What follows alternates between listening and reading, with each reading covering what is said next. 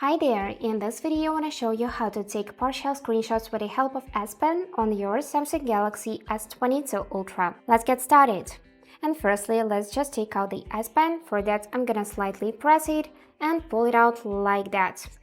Great.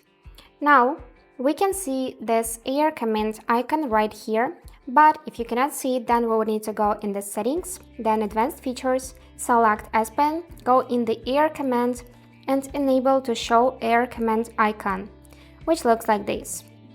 And now we just need to tap it, select this Smart Select, and here we can change the form of the Smart Select. For example, let's choose square, and now to take a screenshot you just need to make a square like that. You can see these lines with the dots, and to take a screenshot just lift your S Pen like that and the screenshots will be taken. You can pin it, copy and save to the gallery using this arrow. Let's check it. Great, here it is. And now let's change its size and form. For example, this round one.